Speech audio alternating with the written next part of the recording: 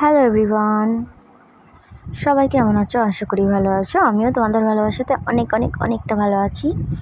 এই ভিডিওটা হচ্ছে তোমার শনিবারের ভিডিও, যেদিনকে তোমার গণেশ পুজো গেছে। তারপর আমাদের দেখো বন্ধুরা, আমাদের রান্না পুজো তোমার সোমবারে রান্না, এই সোমবার তারপরের সোমবারে রান্না।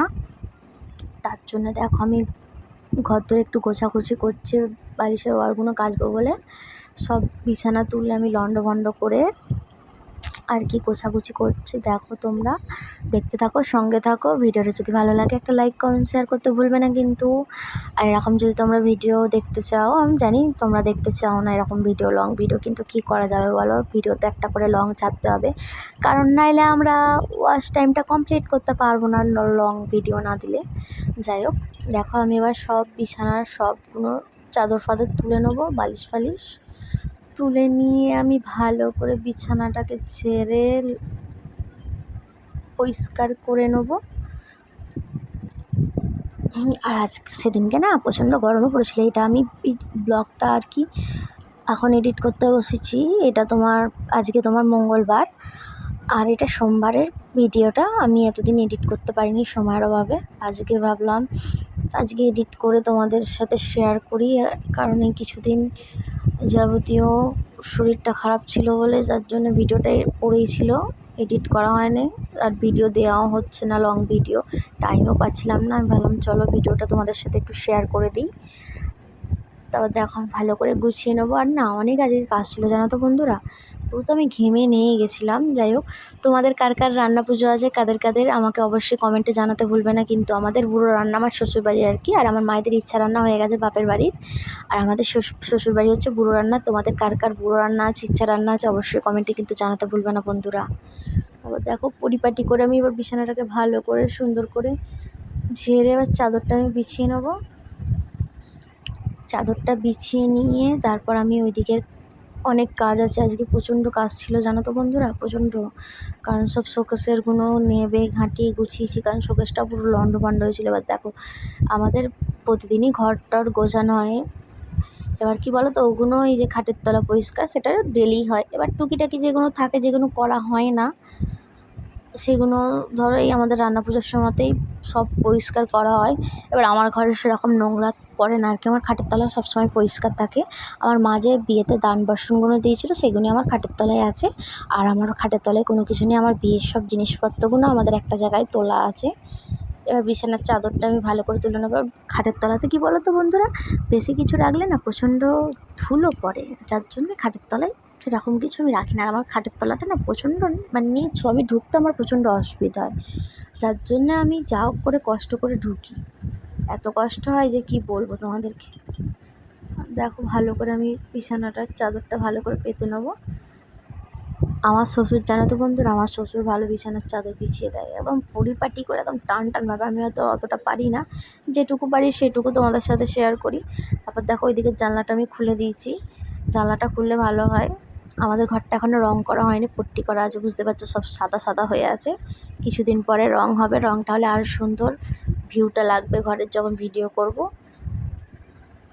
তারপর আমি এখানে চাদরটা করে নিচ্ছি, তারপর বেশি লং ভিডিও হয়ে যাবে বলে আমি এখানে একটু কেটে ভিডিওটা করছি আর কি। অনেকটা লং ভিডিও তো কেউ পছন্দ করো না দেখতে, কারণ যদি মানে ঘরের সব কিছু কাজ করে অনেকটা বড় ভিডিও হয়ে যাবে, কারণ এখন লং ভিডিও কেউই দেখতে চায় না।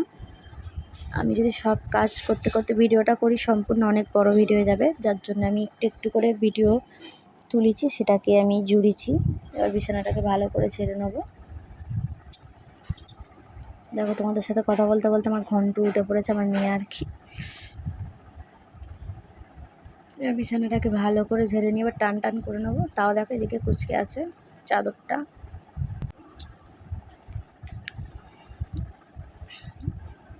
ঝাঁটা দিয়ে ঝেড়ে নিচ্ছে, এরকম ঝাঁটা দিয়ে, ঠিক আছে, যার প্রতি রাগ থাকবে মিটিয়ে নেবে। আমার তো প্রচণ্ড মাথা গরম থাকে।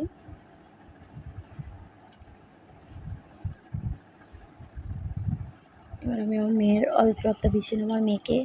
আমার মেয়ে আমার ছোটো বাচ্চা আছে, যার জন্য বিছানাতে অল ক্লথ বিছিয়ে রাখতেই হয় বন্ধুরা। নাহলে হিসু করে দেয়, বিছানা পুরো ভিজে যায়। যার জন্য আমি ওটা সবসময় পেতে রাখি। আগে প্যাম্পাস পরাতাম, এখন আর প্যাম্পাস পরাই না।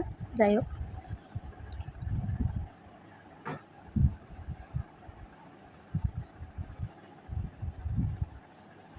দেখো আমি পেতে নিয়েছি বিছানাটা।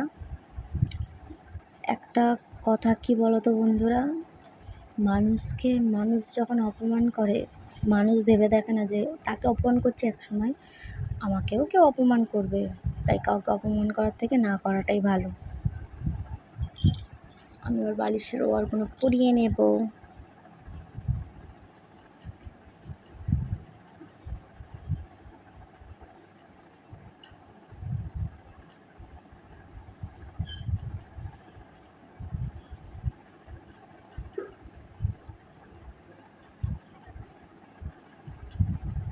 বালিশের ওয়ারগুলো দেখো পরিয়ে নিচ্ছি, বকর বকর এখানে করছি। কি বলছি আমি নিজেও এখনও বুঝতে পারছি না যে আমি কী বলছিলাম তোমাদেরকে। যাই হোক, মনে পড়ছে না কি বলছি, ব্যাগ বুকেই যাচ্ছি। এটাই বলছিলাম যে বন্ধুরা তোমরা কেমন আছো।